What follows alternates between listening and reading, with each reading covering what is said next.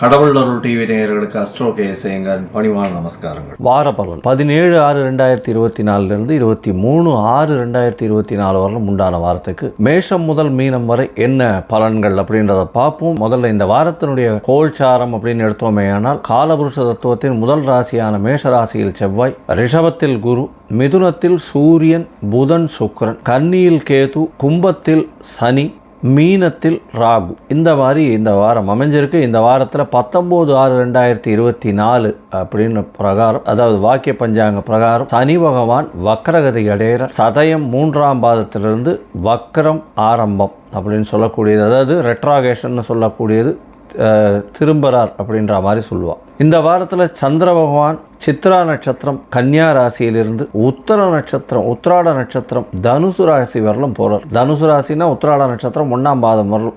அதனால் கன்னியா ராசியில் ஆரம்பித்து, கன்னியா ராசின்றது சித்ரா நட்சத்திரம் 2ஆம் பாதம் முடிகிற நேரத்தில் தான் ஆரம்பிக்கிறார் கிட்டத்தட்ட இந்த வாரத்தை.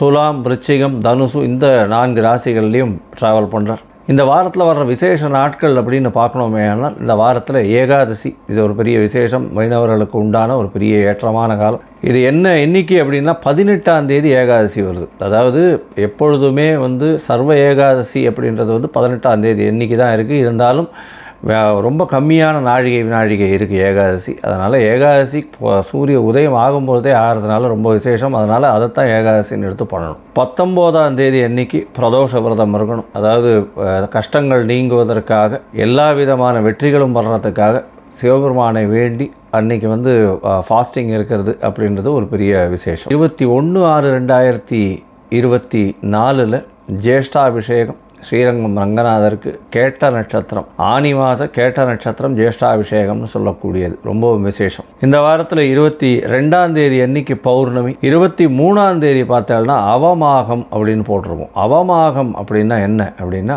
3 நட்சத்திரங்களோ 3 திதிகளோ ஒரே நாளில் வர்றது அவமாகம்னு சொல்லுவோம்.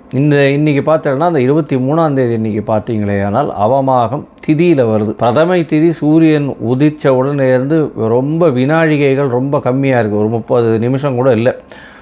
அந்த அன்னைக்கு 6:30 மணியோடு பிரதமை முடிஞ்சு விடுறது. த்விதியை 54-55 நாழிகை இருக்கும். அதனால் அடுத்த நாள் காத்தால் சூரிய உதயத்துக்கு முன்னாடியே த்விதியை முடிஞ்சிடும்.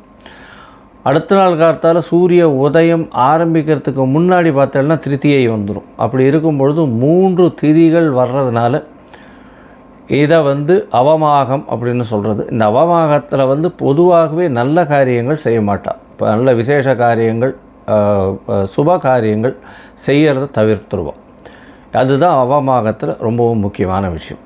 சரி, இந்த வாரத்தில் எந்தெந்த ராசிக்காரர்களுக்கு சந்திராஷ்டமம்னு பார்ப்போம். சந்திராஷ்டமத்தை பார்க்கும்பொழுது இந்த வாரத்தில் மீன ராசிக்காரர்களுக்கு சந்திராஷ்டமம், மேஷ ராசிக்காரர்களுக்கு சந்திராஷ்டமம், ரிஷப ராசிக்காரர்களுக்கு சந்திராஷ்டமம். இந்த 3 ராசிக்காரர்களுக்கும் சந்திராஷ்டமம் இருக்குது. என்னுடைய சேனல் பார்த்துன்னு இருக்கவாளுக்கு பார்த்தீங்கன்னா நீங்கள் எங்களுக்கு அஸ்ட்ராலஜிக்கல் கன்சல்ட் தேவைப்படுமானால் நீங்கள் எனக்கு ஃபோன் பண்ணுங்க. சரி, இப்போ மேஷம் முதல் மீனம் வரை 17/6/2024 23/6/2024 வரலும் உண்டான வாரத்திற்கு என்னன்னு பார்ப்போம். கடகம், புனர்பூசம், பூசம், ஆயில்யம் இந்த 3 நட்சத்திரம் 9 பாதங்களை கொண்ட ராசி. ராசியின் அதிபதி அப்படின்னு சொல்லக்கூடியவர் அதிவேகமாக செல்லக்கூடிய சந்திர பகவான் உங்களுடைய ராசிக்கு 4ஆம் இடத்துல இந்த வாரத்தை ஆரம்பிக்கிறார். இந்த வாரத்தை பார்த்தீங்கன்னா உங்களுக்கு அஷ்டமத்து சனி இருக்கிறதுனால சிறு பிரச்சனைகள் செய்யக்கூடிய தொழிலில் இருக்கும், வேலையில் இருக்கும் பிரச்சனைகள், வேலை மாற்றங்கள் இருக்கக்கூடிய காலகட்டமாக இருக்கும். தந்தைக்கு உடல்நிலையில் சற்று பின்னடைவு இருக்கக்கூடிய வாய்ப்புகள். ஏன்னா 9ஆம் இடத்துல ராகு பகவான் இருக்கிறது அந்த அளவுக்கு விசேஷம் இல்லை.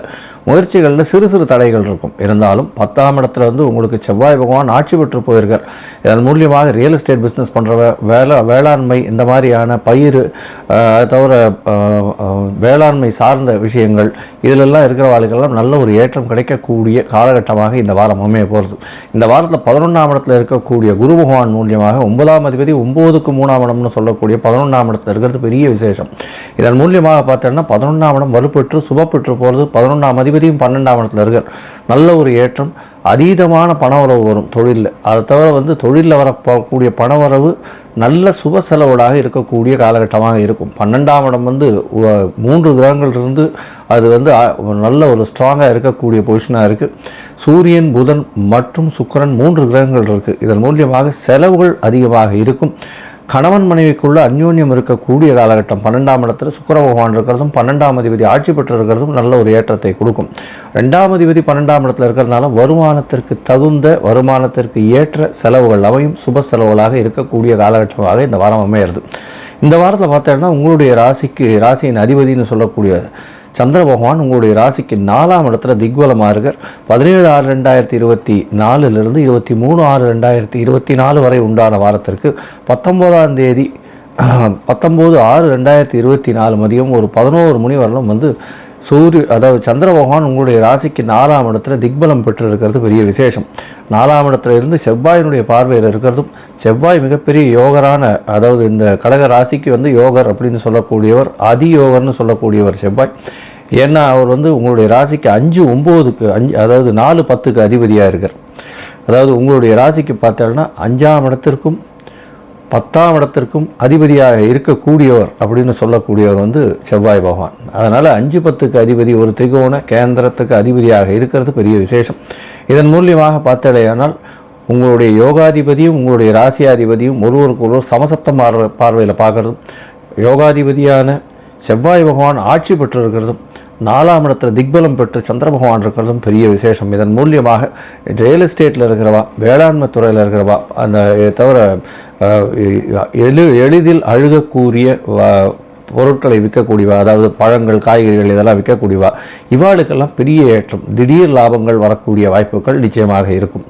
இந்த வாரத்தில் உங்களுக்கு வந்து 19ஆம் தேதிக்கு மேலே அதாவது 19ஆம் தேதிக்கு மேலே 21ஆம் தேதி மதியம் வந்து ஒரு சாயந்தரம் ஒரு 7 மணி வரலும் பார்த்தடையானால் சந்திர பகவான் உங்களுடைய ராசிக்கு 5ஆம் இடத்துல இருக்கார்.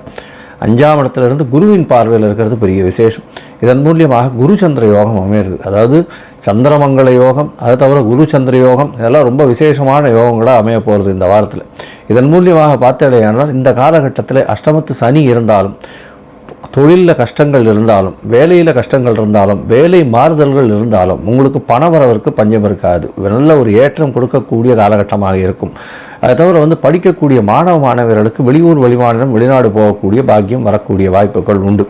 போட்டித் தேர்வில் வந்து வெற்றி பெறக்கூடிய வாய்ப்புகள் நிச்சயமாக இருக்கும். இருந்தாலும் மூத்த சகோதரர்கள் மூலியமாக சிறு பிரச்சனைகள் வந்து போகும். உங்களுடைய ராசிக்கு 12ஆம் இடம் வலுப்பெற்று போகிறது. அதனால் வந்து செலவுகள் கொஞ்சம் அதிகமாக இருக்கக்கூடிய காலகட்டம். உங்களுடைய ராசிக்கு பார்த்தலையானால் 6ஆம் இடத்துல சந்திர பகவான் போகிற ராசிநாதன் 6ஆம் இடத்துல போகிறதுனால சிறு உடல் உபாதைகள் வரக்கூடிய வாய்ப்புகள் உண்டு.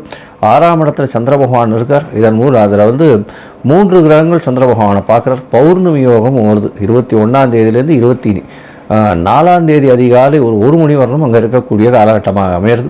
பௌர்ணமி யோகமும் இந்த காலத்தில் வருது. சூரியனும் சந்திரனும் 180 பாகையில் ஒருவருக்கொருவர் சமசப்தமத்தில் இருக்கிறது விசேஷம்.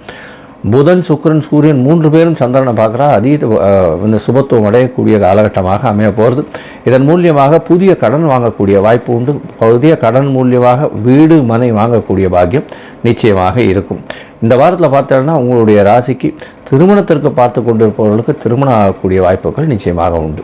மொத்தத்தில் இந்த வாரம் நல்ல ஒரு ஏற்றமான வாரம். இருந்தாலும் சனி பகவானுக்கு 8ஆம் இடத்துல சனி பகவான் இருக்கிறதுனால அஷ்டமத்து சனி கஷ்டங்களை கொடுத்து கொண்டே இருக்கும். தொழிலில் பிரச்சனைகளை கொடுக்கும், வேலை மாறுதல்களை கொடுக்கும். அதனால் கொஞ்சம் பொறுமையாக இருக்கிறது நல்லது. இந்த வாரத்தில் அருகில் இருக்கக்கூடிய இந்த சரபேஸ்வரர் கோயிலுக்கு போயிட்டு வாங்க. அதை தவிர சனி பகவானுக்கு எள் தீபம் போட்டு வர்றதன் மூலியமாக உங்களுடைய வந்த கஷ்டமும் வரக்கூடிய கஷ்டமும் நிச்சயமாக சூரியனை கண்ட பனி போல விலகும் அப்படின்றத சொல்கிறேன். கடவுள் அருள் டிவியை பார்த்தமைக்க நன்றிகள். மேலும் இது போன்ற தகவல்களை தெரிந்து கொள்ள கடவுள் அருள் டிவியை சப்ஸ்கிரைப் செய்யுங்கள். மறக்காமல் பெல் ஐக்கானை கிளிக் செய்யுங்கள்.